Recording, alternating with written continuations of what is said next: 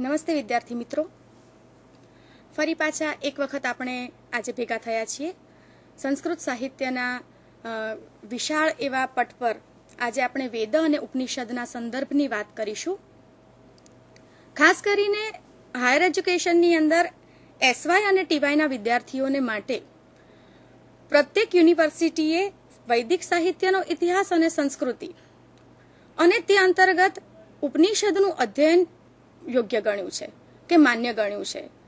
એની પાછળની મૂળ વિભાવના શું છે, આ ઉપનિષદોની આધુનિક સમયમાં પ્રસ્તુતતા શું છે, આ બધી વિગતોને આજે આપણે વિગતે ચર્ચીશું. ડોક્ટર શાંતિકુમાર પંડ્યા સાહેબ, નમસ્કાર સાહેબ. નમસ્કાર. આજે આપણે સાહેબ સેન્ટ ઝેવિયર્સ કોલેજની અંદર લગભગ 35 વર્ષ સુધી એમને સેવાઓ આપી છે.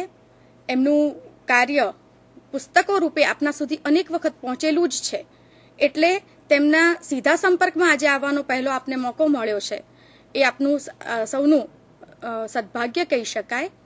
આજે સાહેબ કેન ઉપનિષદ અને ઈશાવાસ્ય ઉપનિષદના સંદર્ભમાં આપણને સંસ્કૃત સાહિત્યની કેટલીક ઉત્તમ વાતો કરશે.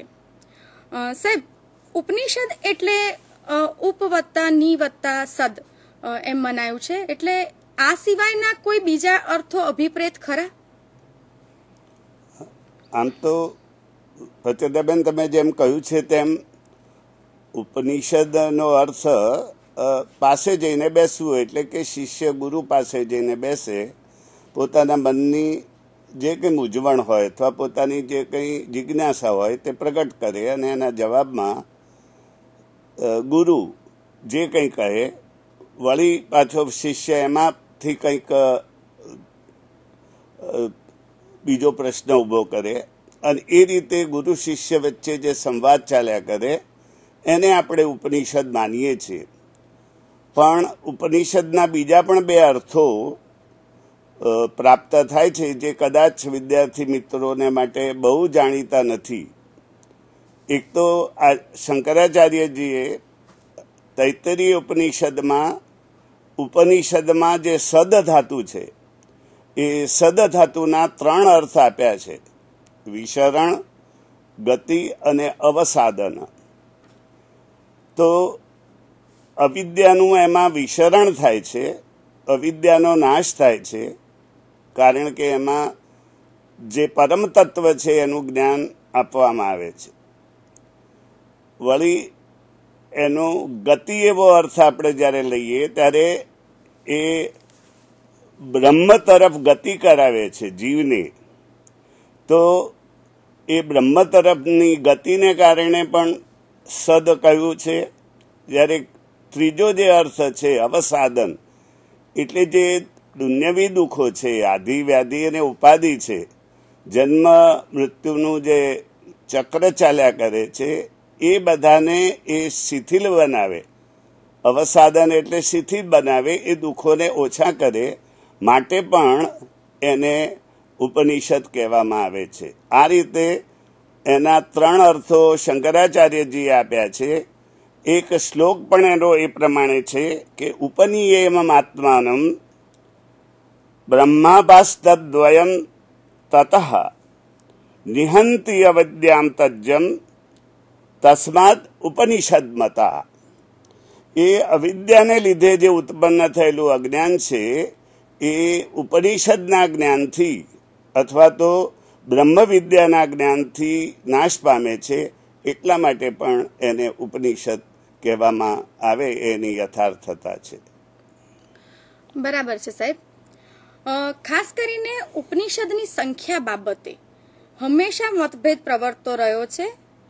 તો મુખ્ય ઉપનિષદો કયા કહી શકાય? ઉપનિષદોની સંખ્યા વિશે ઘણા બધા વિદ્વાનોમાં મતાંતર છે. એની ઉચ્ચાવચતા અંગે પણ ઘણા બધા મતાંતર છે. અને એ સતત વિકસતી રહેલી પ્રક્રિયા છે અધ્યાત્મ વિદ્યાની. એટલા માટે લાંબા ગાળા સુધી અધ્યાત્મ વિદ્યાની જે વિકાસ થયો અને એની જે ચર્ચાઓ થતી રહી એને લીધે જુદા જુદા ઉપનિષદો અસ્તિત્વમાં આવ્યા. પણ મુક્તિકોપનિષદમાં પ્રમાણભૂત રીતે 10 ઉપનિષદોનો ઉલ્લેખ છે. ઈશ, કેન, કઠ, પ્રશ્ન, મંડુક, માંડુક્ય, તૈત્તિરી, પછી છાંદોગ્ય અને બૃહદારણ્યક ઉપનિષદ. તો આ રીતે એ 10 ઉપનિષદોની વાત છે. શંકરાચાર્યએ આ 10 ઉપનિષદ ઉપર ભાષ્ય લખ્યા છે, પણ એ ઉપરાંત 2 ઉપનિષદોનો એમણે ઉલ્લેખ કરેલો છે. અલબત્ત એના ઉપર ભાષ્ય લખ્યા નથી, અથવા તો શ્વેતાશ્વેતર ઉપર જે ભાષ્ય પ્રાપ્ત થાય છે એ શંકરાચાર્યનું રચેલું છે કેમ એ વિશે પણ મતભેદ છે. પરંતુ શ્વેતાશ્વેતર અને મૈત્રાયણી આ બંને ઉપનિષદો ઉપર એમને એનો ઉલ્લેખ કર્યો છે એમના ભાષ્યની અંદર. એટલે આ રીતે કુલ 2 અને બીજું એક ઉપનિષદ એમ કરીને 13 ઉપનિષદો માનવામાં આવે છે. ડોક્ટર રાધાકૃષ્ણને આ 13 ઉપનિષદો સાહેબ માન્ય ગણ્યા છે એમ માની શકાય? તો પછી એની મુખ્યનો માન્યતાનો આધાર રાધાકૃષ્ણને કયા છે એ કહી શકાય? એ સિવાયના બાકીના 3 ઉપનિષદો કયા? એ આપણા પ્રસિદ્ધ તત્વજ્ઞાની અને આપણા પૂર્વ રાષ્ટ્રપતિ અને સંસ્કૃતના પ્રકાંડ પંડિત ડોક્ટર રાધાકૃષ્ણન એમણે એક ગ્રંથ લખ્યો છે 13 પ્રિન્સિપલ ઉપનિષદાસ. તો એમણે 13 ઉપનિષદોને એમાં ગણાવેલા છે. તો એ 13 ઉપનિષદમાં મેં જે મુક્તિકોપનિષદમાં કયા છે, ઈશકેના કઠ પ્રશ્ન, મંડુક, માંડુક્ય, તૈત્તિરીહિ, એ 10 ઉપનિષદો ઉપરાંત શંકરાચાર્ય જે 2 ઉપનિષદો ઉલ્લેખ કર્યો છે, કૌશિતકી ઉપનિષદ અને શ્વેતાશ્વેતર ઉપનિષદ, અને એ ઉપરાંત ત્રીજું જે છે એ મૈત્રાયણી ઉપનિષદ. તો આ રીતે 13 ઉપનિષદો એ શંકરાચાર્યએ 10 કયા છે, 2નો ઉલ્લેખ કર્યો છે, અને ડોક્ટર રાધાકૃષ્ણને એનામાં એક આ મૈત્રાયણી ઉપનિષદનો ઉમેરો કરીને કુલ 13 ઉપનિષદોની સંખ્યાને મુખ્ય ઉપનિષદ તરીકે પ્રતિપાદિત કરી છે. બરાબર છે સાહેબ. 13 ઉપનિષદોનો પ્રધાન મુખ્ય વિષય કયો કહી શકાય? એને શેની સાથે જોડી શકાય? આમ તો તમામ ઉપનિષદો જે મુખ્ય ઉપનિષદો છે એ મુખ્ય ઉપનિષદોમાં લગભગ કેટલાક વિષયો બિલકુલ સામાન્ય છે, એટલે કે બધામાં ચર્ચાયા છે. પણ સામાન્ય રીતે ઉપનિષદના જે વિવિધ વિષયો છે, ઉપનિષદ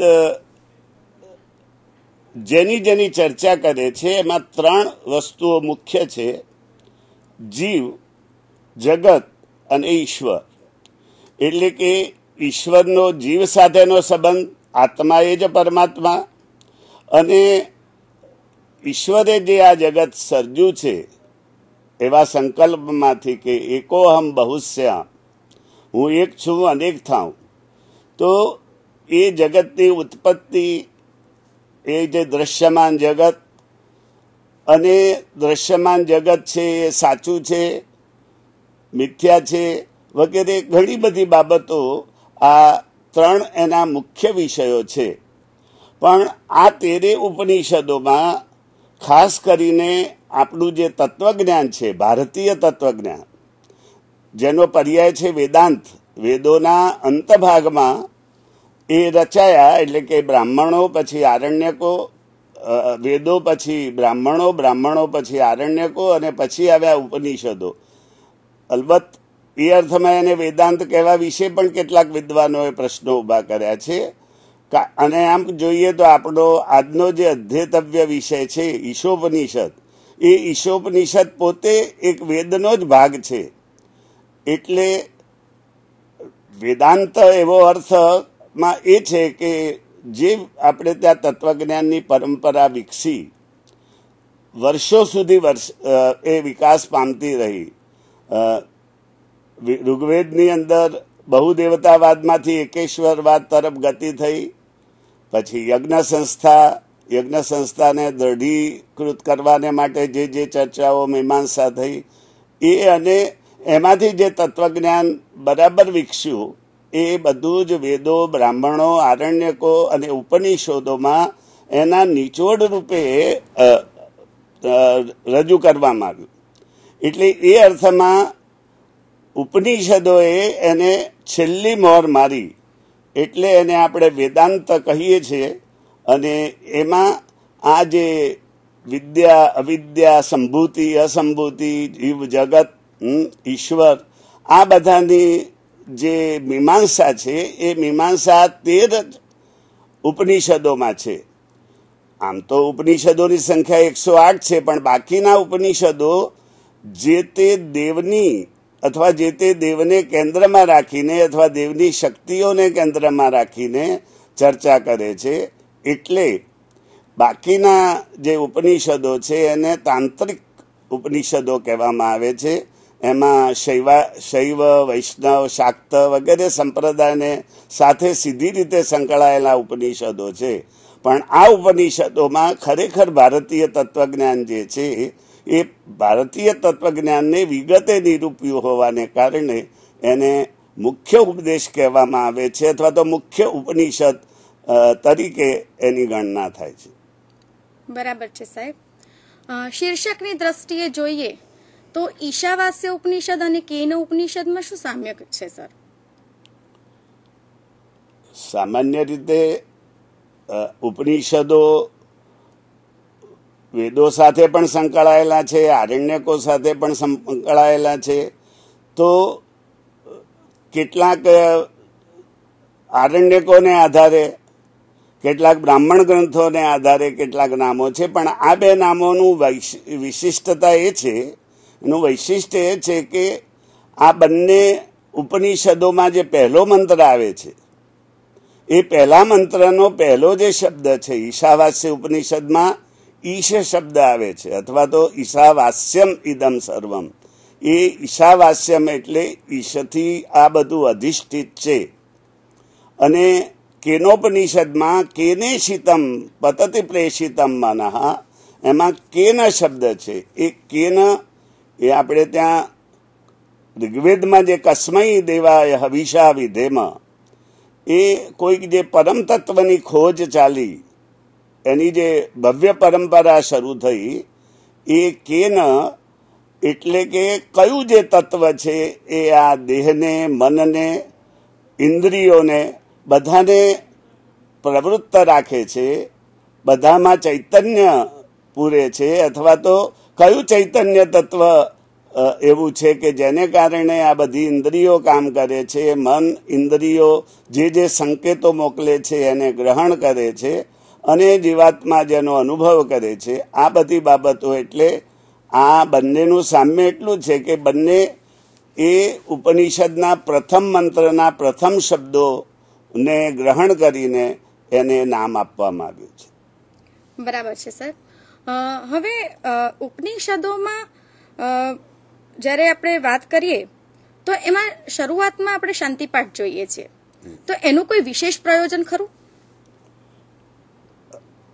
આપણે ત્યાં એક સાંસ્કૃતિક પરંપરા છે કે નિર્વિઘ્ન કામો સમાપ્તિ પર્યંતમ. સમાપ્તિ એટલે કે જે પ્રારબ્ધસ્ય ચ શાસ્ત્રસ્ય કર્મણો વાપી કસ્યચિત યાવત પ્રયોજનમ નોક્તમ તાવત તત્ કેન ગૃહ્યતે. એટલે સાંસ્કૃતિક પરંપરામાં જે શાસ્ત્ર પ્રારંભ્યું હોય એનો સૂચન કરવાનું અથવા તો એનું પ્રયોજન બતાવવાનું. તો પહેલું પ્રયોજન તો એનું એ છે કે શાંતિપાઠ જે તે ઉપનિષદમાં જે વિદ્યાનું નિરૂપણ છે અથવા તો જે પરમ રહસ્યમય બાબતનું નિરૂપણ છે એનો નિર્દેશ કરે છે. પણ એનું વ્યવહારિક પ્રયોજન એ પણ છે કે માણસનું મન ચંચળ છે, સાધકનું મન ચંચળ હોય અને ઉપનિષદના ગહન તત્વજ્ઞાનમાં એને પ્રવેશ કરાવવાનો હોય, ઉપનિષદનું કંઈક અંશે દુર્બોધ કહી શકાય એવું તત્વજ્ઞાન એને ભણાવવાનું હોય, ત્યારે એના મનની એકાગ્રતા ઘણી બધી જરૂરી છે.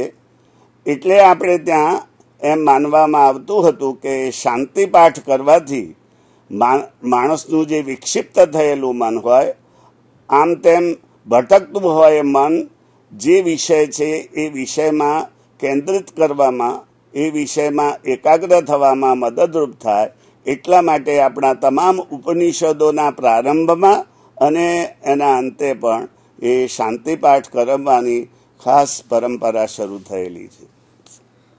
ઉપનિષદો એ કોઈને કોઈ વેદ સાથે સંકળાયેલા છે, તો ઈશાવાસ્ય ઉપનિષદ અને કેન ઉપનિષદ કયા વેદ સાથે સાંકળી શકાય? એને ઈશાવાસ્ય ઉપનિષદ એ શુક્લ યજુર્વેદની કાણવ જે શાખા છે, માધ્યંદિન વગેરે જુદી જુદી શાખાઓ છે, આપ જાણો છો.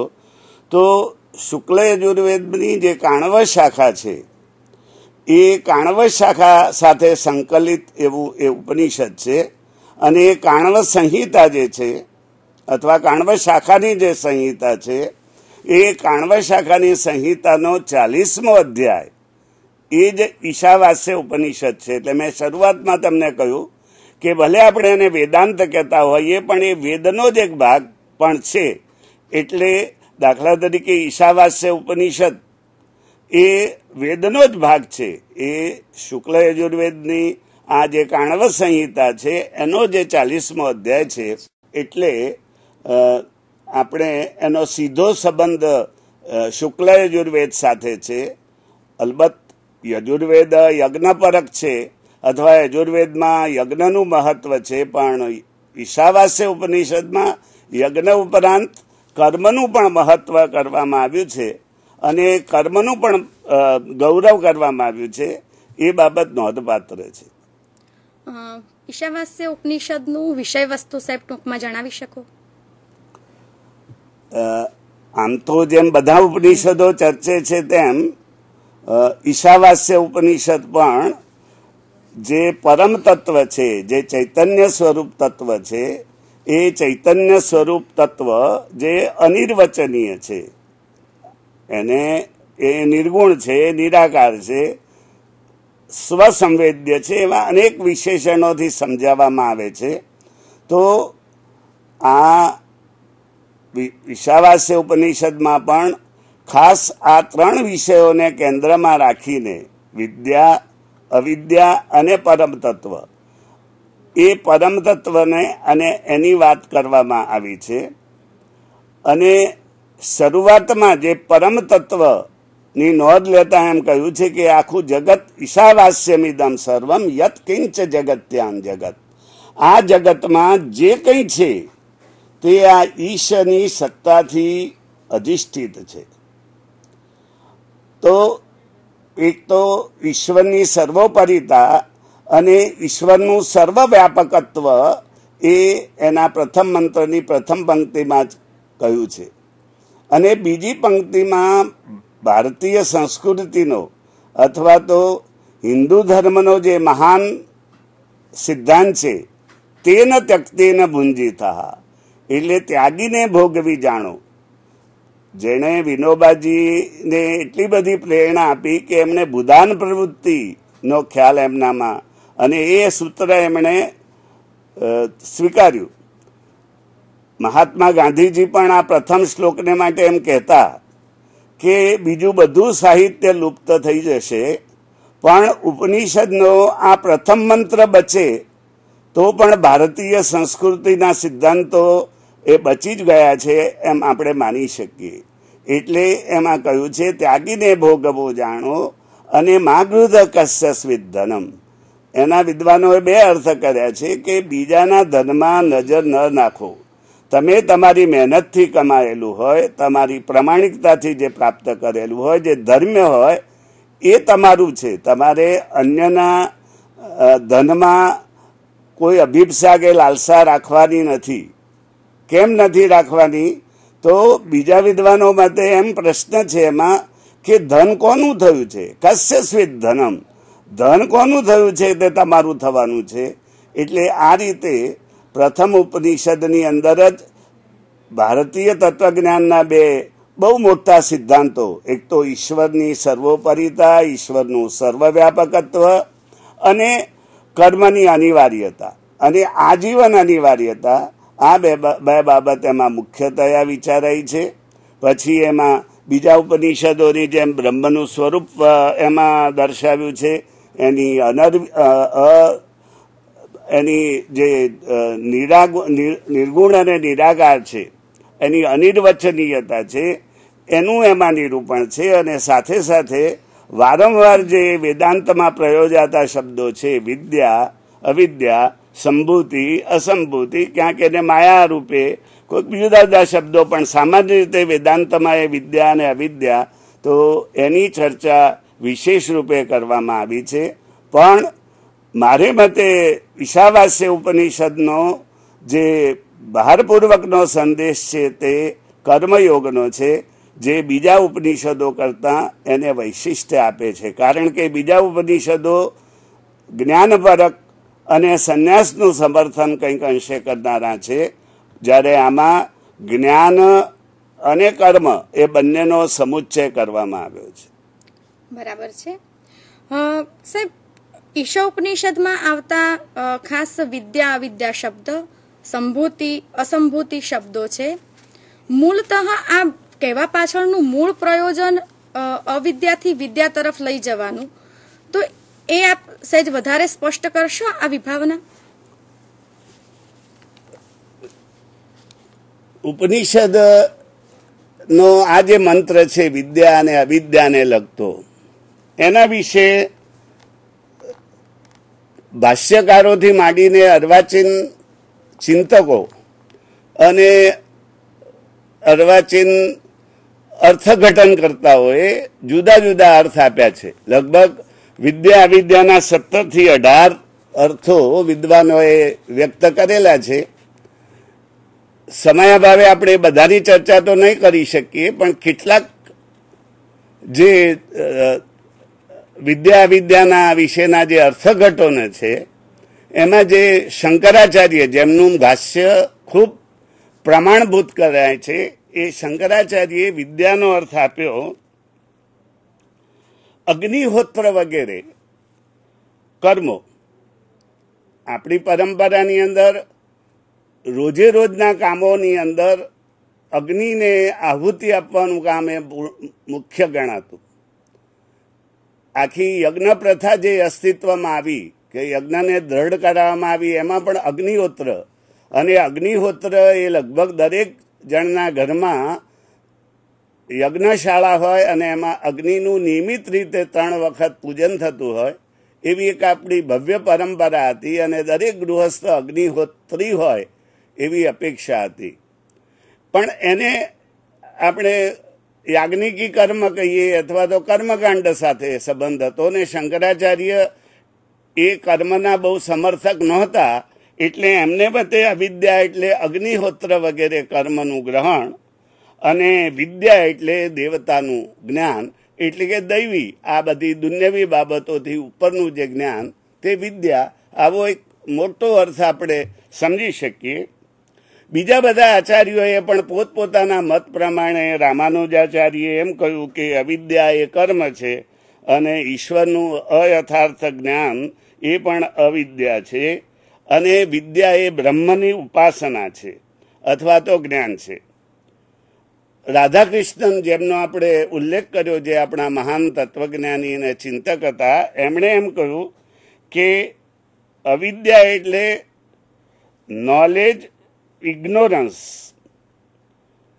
એટલે કે જેમાં ખરેખર પરમ તત્વતઃ જ્ઞાન નથી, અને છતાં માણસને જ્ઞાનનું એમ લાગે છે કે હું જ્ઞાની છું, તો એ અવિદ્યા છે. અને આપણા ઉપનિષદોમાં પણ એ વાત આવી છે કે નારદ અને સનત સુજાતનો સંવાદ થયો, તો એમાં જે દુન્યવી વિદ્યાઓ છે એને એક જ વાક્યમાં કહેવામાં આવી કે આ તો અવિદ્યા એતા, આ બધી તો અવિદ્યાઓ છે. એટલે અવિદ્યા શું, વિદ્યા શું, એના વિશેના મતાંતરો છે, ઉપનિષદ કાળથી ચાલે છે. અને એ ચાલે છે એની પાછળનું કારણ એ છે કે આ પરમ તત્વનું સ્વરૂપ સમજવું ઘણું બધું અઘરું છે. એટલે રાધાકૃષ્ણન માટે અવિદ્યાનો અનુવાદ છે નોલેજ ઇગ્નોરન્સ, અને રોબર્ટ હ્યુમ નામના વિદ્વાન પણ રાધાકૃષ્ણનના આ અર્થને અનુસરે છે. વિનોબા ભાવે ભક્તિપરક અર્થઘટનો માટે જાણીતા છે. એટલે વિનોબા ભાવેજીએ બતાવ્યું છે કે વિદ્યાનો અર્થ થાય જાણવું અને અવિદ્યાનો અર્થ ન જાણવું. એમને મતે આ વિદ્યા અને અવિદ્યા એક જ વસ્તુના બે અંગો છે. એકમાં પ્રવૃત્ત થવાની વાત છે, કારણ કે આપણા ધર્મમાં પ્રવૃત્તિ નિવૃત્તિ લક્ષણો ધર્મ, શામાં પ્રવૃત્ત થવું ને શામાંથી નિવૃત્ત થવું, કયા કામો કરવા ને કયા કામોમાંથી આપણે પાછા હટવું, એ બહુ મહત્વની છે અને એ જ ધર્મ છે. એટલે વિનોબા ભાવે બહુ સુંદર આપણી સાંસ્કૃતિક જે પરંપરા છે અથવા તો ધર્મની જે વિભાવના છે એને અનુરૂપ થઈને કહ્યું કે વિદ્યા એ પ્રવૃત્ત અને નિવૃત્તિ એ બંનેના એક અંગો છે. એકલી વિદ્યાહીન અવિદ્યા એટલે વિદ્યા વિનાની અવિદ્યા કે અવિદ્યા વિનાની વિદ્યા. કારણ કે એમાં એમ કહ્યું છે કે અવિદ્યા મૃત્યુમ તત્વા વિદ્યા અમૃતમશ્નુતે. તો આ વિદ્યા અને અવિદ્યા શબ્દ એટલા બધા રહસ્યમય રીતે એમાં સમજાવવામાં આવ્યા છે, અથવા તો એના અર્થો એટલા બધા રહસ્યમય છે કે જેટલા ઉપનિષદો, જેટલા ભાષ્યકારો એ બધાએ એના પોતપોતાના અર્થઘટો આપ્યા છે. પણ આપણા સૌના પરમ માનનીય અને પરમ મૂર્ધન્ય એવા ડૉક્ટર એજી ભટ્ટ સાહેબે અને ઉમાશંકરભાઈ જોશીએ આ અવિદ્યા અને વિદ્યાનું જે અર્થઘટન કર્યું છે એ વિશેષ નોંધપાત્ર મને જણાય છે. ઉમાશંકરભાઈ કહે છે કે ઈશતત્વને જે સ્પર્શે, ઈશતત્વનો જે અનુભવ કરાવે અને ઇદમ સર્વમ એને સ્પર્શે તે અવિદ્યા એકલી વિદ્યા કે અવિદ્યા વિદ્યા નથી. જ્યારે એજી ભટ્ટ સાહેબ એમ કહે છે કે સર્વભૂતો પરમાત્માથી જુદા નથી એવું એકત્વનું દર્શન એ જ્ઞાન અથવા વિદ્યા, અને જીવ જગત અને પરમાત્મા અભેદ જ છે, એ બંને બધા એક જ છે એવું જ્ઞાન તે વિદ્યા અને તેમના ભેદનું જ્ઞાન તે અવિદ્યા. આ પ્રમાણે વિદ્યા અને વિદ્યા વિશે મોટા મોટા ચિંતકોએ, તત્વજ્ઞાનીઓએ, ભાષ્યકારોએ પોતપોતાની રીતે અર્થઘટનો આપ્યા છે.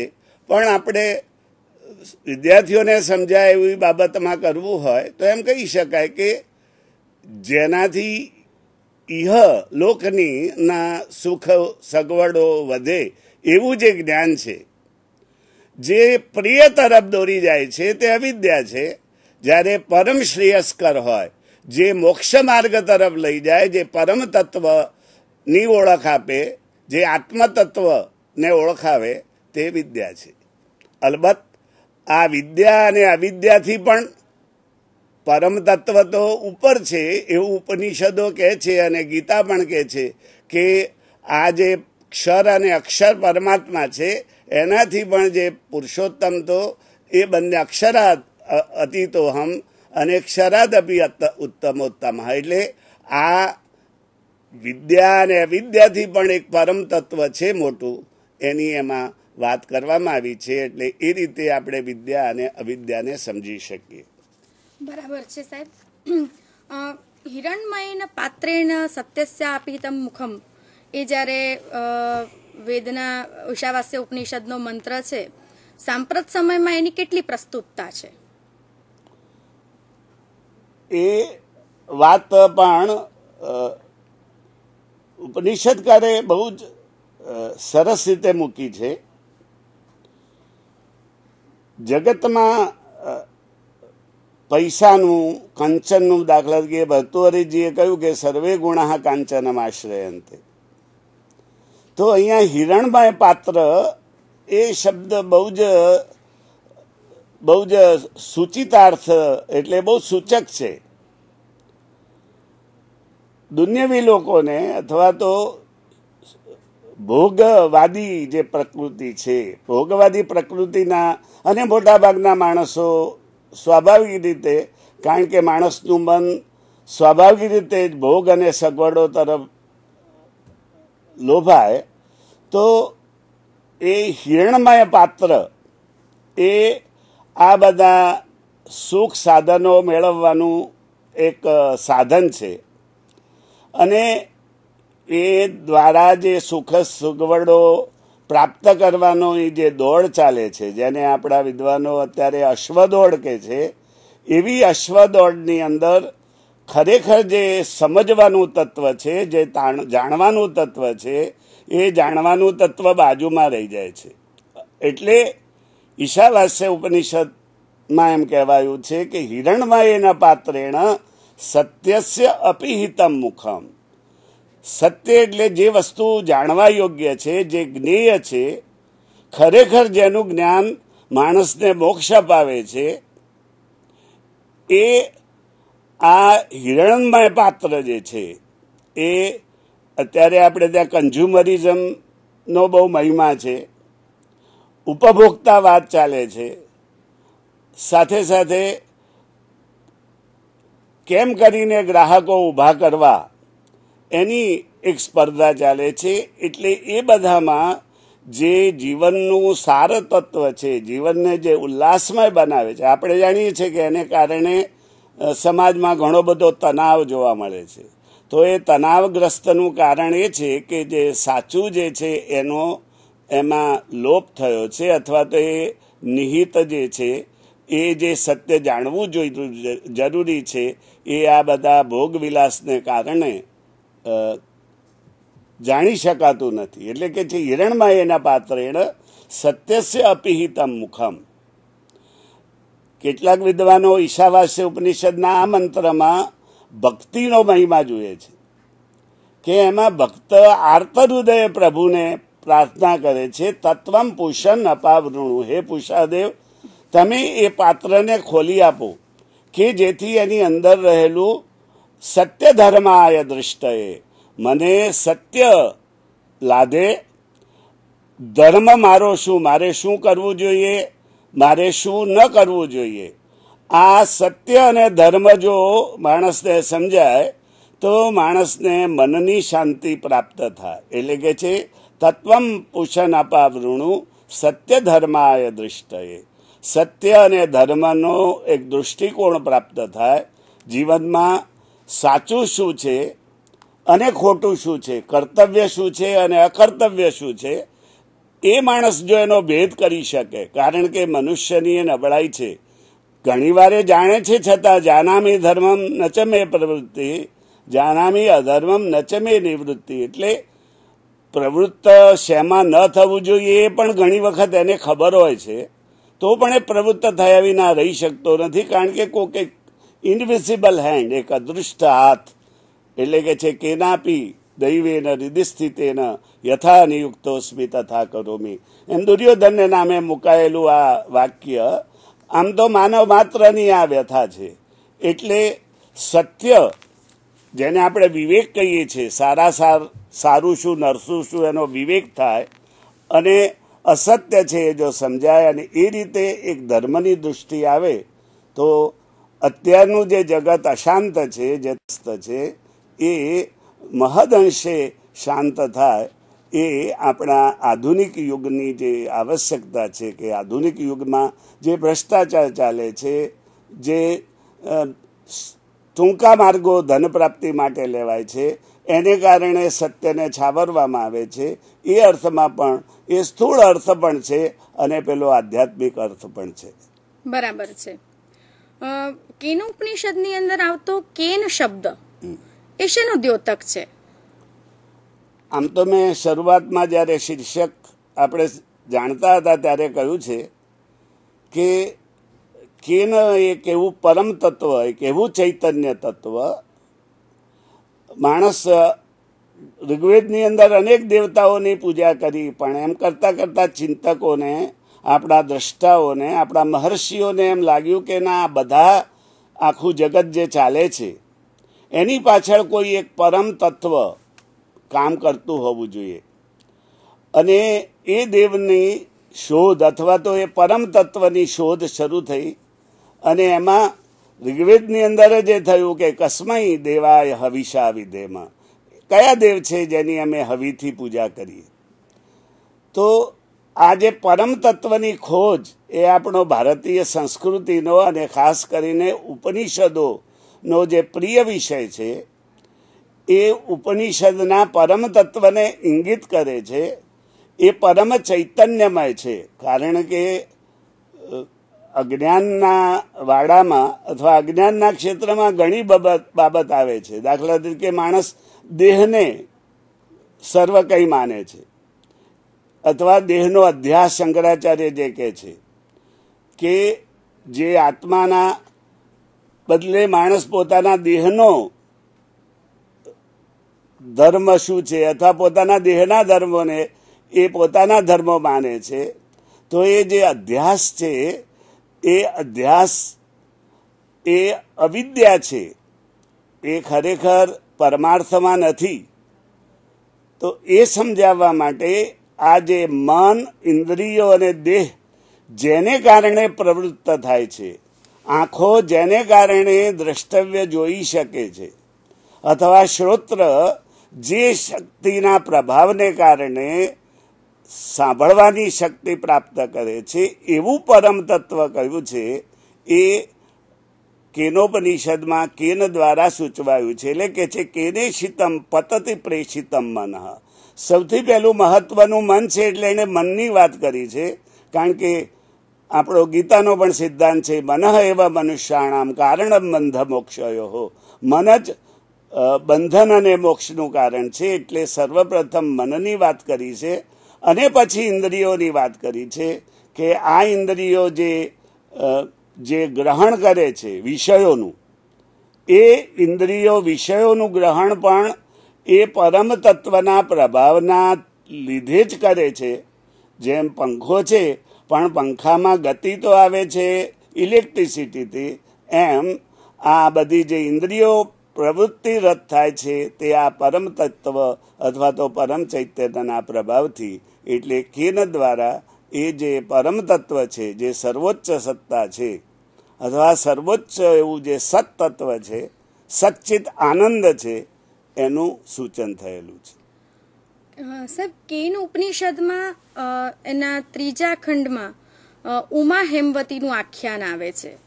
તો આ યક્ષનો અને ઉમા હેમવતી આખ્યાનનો સૂચિતાર્થ શું હોઈ શકે? એ આપ જરા એના પર પ્રકાશ પાડી શકશો? કેન ઉપનિષદ પ્રચંડમે 4 ખંડોમાં વહેંચાયેલું છે. પ્રથમ ખંડમાં આપણે આ જોઈ શકીએ છીએ કે પરમ તત્વ અથવા તો પરમ ચૈતન્યને કારણે પ્રવૃત્ત થતું મન, પ્રવૃત્ત થતી ઇન્દ્રિયો અને એ બંનેને કારણે ચાલતો દેહનો વ્યવહાર, જેને ગીતા શરીર યાત્રા કહે છે. તો એ શરીર યાત્રા, એ બધી બાબતની પાછળનું જે પરમ તત્વ છે, જે પ્રેરક તત્વ છે, ચાલક બળ છે, એની વાત એમણે કરી છે.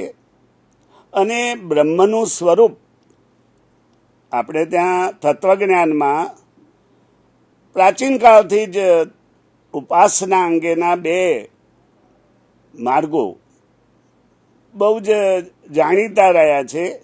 એના વિશે વિવાદ પણ રહેલો છે કે સગુણ ઉપાસના કે નિર્ગુણ ઉપાસના. તુલસીદાસજી એમ કહેતા કે સગુણ કે નિર્ગુણ, સગુણ અગુણમાં નહીં કછું ભેદા. તો એ સગુણ ઉપાસના એને નિર્ગુણ ઉપાસનામાં કોઈ ભેદ નથી, એવો એક મત છે.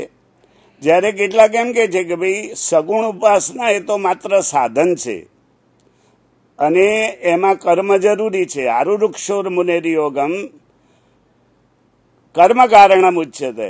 પણ જ્યારે આરૂઢ થાય કર્મયોગથી જ્યારે માણસ, ત્યારે યોગારૂઢસ્ય તસ્સૈવ શમઃ કારણમ ઉચ્યતે. અથવા વૈયાકરણો એમ કે છે ભક્તિ જ્ઞાનાય કલ્પતે, ભક્તિ જ્ઞાનમાં પરિણમે છે. તો એ સગુણ ઉપાસના છે, એ સ્ટેપિંગ સ્ટોન છે. શરૂઆતમાં માણસનું આમ તેમ ભટકતું મન સ્થિર ત્યારે જ થાય કે જ્યારે એને કોઈક મૂર્ત સ્વરૂપ આપવામાં આવે. મૂર્ત સ્વરૂપની સેવા કરવામાં આવે અને મૂર્ત સ્વરૂપની સેવાની અંદર ત્યાગ વૃત્તિ આવે. એ ત્યાગ વૃત્તિ થાય, પોતાનું જે છે એને સમર્પિત કરવાનું ભાવ આવે અને સાથે સાથે એમાંથી ભક્તિ ખીલે અને ભક્તિ એ એવી ઉત્કટ કોટીએ પહોંચે કે નરસિંહ મહેતાનું ઉદાહરણ બહુ જાણીતું છે અને એ બહુ પ્રસ્તુત પણ છે કે નરસિંહ મહેતાએ એમની ઉપાસના શિવ ભક્તિથી શરૂ કરી, શિવ ભક્તિની પ્રેરણાથી કૃષ્ણ ભક્તિ તરફ વળ્યા, પણ છેવટે એક એવી અવસ્થામાં આવ્યા કે આ આખું જગત અખિલ બ્રહ્માંડમાં એક હતું શ્રી હરિ, જુજવે રૂપે અનંત બાસે. તો આ જગત જે છે દૃશ્યમાન જગત, એ દૃશ્યમાન જગતમાં ઈશ્વરનો જે આવિષ્કાર છે, તો એમ કે છે પૂર્ણ એવા જે આ પરમ તત્વમાંથી આ પૂર્ણ તત્વ પ્રાપ્ત થયું છે અથવા પેદા થયું, ઉદચ્ય તે. તો આ નિર્ગુણ ઉપાસના તરફની જે ગતિ, એ અલ્ટિમેટ રિયાલિટી જે છે એ અલ્ટિમેટ રિયાલિટી તરફ દોરી જાય છે. એટલે આપણે એમ કહી શકીએ કે બીજાની અંદર એમણે આ સગુણ ઉપાસ્ય કે નિર્ગુણ ઉપાસ્ય એની મીમાંસા કરી છે અને ઉપનિષદકાર તરીકે સ્વાભાવિક રીતે જ એમનું વલણ એ નિર્ગુણ ઉપાસના તરફ. આપણા સંતો ભક્તિ આંદોલનમાં પણ નિર્ગુણિયા સંતો થયેલા છે, એટલે નિર્ગુણ ભક્તિનો મહિમા છે. અને ત્રીજા અને ચોથા ખંડમાં આ બંને ઉપનિષદોના ઘણા બધા વિષયોમાં સામ્ય છે, પણ આ બે ખંડની અંદર ઉપનિષદકાર એટલે કેન ઉપનિષદના દ્રષ્ટા એક આખ્યાન દ્વારા જે પરમ તત્વ છે એ પરમ તત્વની સર્વોપરિતા, એની શક્તિમત્તા અને એની વ્યાપકતા બતાવવાને માટે એક આખ્યાન એમણે રજૂ કર્યું છે. એમાં એમ થયું કે દેવોને અભિમાન થયું અસુરો ઉપરના વિજયને કારણે, અને દેવોને એમ લાગ્યું કે આ અમારો વૈયક્તિક વિજય છે, આ અમારો પોતાનો વિજય છે. એટલે પાછળથી પુરાણોમાં જે વિચાર ક્રમ વિકસ્યો કે ગર્વ કિયો સોઈ નર હાર્યો, ગર્વ કરનારો માણસ છેવટે તો પરાજિત થાય છે. તો આ દેવોનો પરાજય કરવા માટે અથવા તો દેવોના ગર્વને ઉતારવાને માટે, દેવોના ગર્વનો પરાજય કરવા માટે પરમ તત્વે એક યક્ષ સ્વરૂપે આવીને એમની કસોટી કરી. અગ્નિને કહ્યું કે લે, તો એ જો આ કર્યું હોય અથવા તું કહે છે એમ તું બધું જ બાળવાને માટે શક્તિમાન હોય, તો અગ્નિને તો આ તણખલાને તું બાળી મૂક. અને અગ્નિ એમ કરી શક્યો નહીં. વાયુ, જેને એવું ગર્વ હતો કે હું કોઈ પણ વસ્તુને ગમે ત્યાં ઉડાડી મૂકી શકું, તો એનું ગર્વ પણ એમ કહ્યું કે લે આ તણખલાને તું પાડી જો, તો એ પણ ઉડાડી શક્યો નહીં.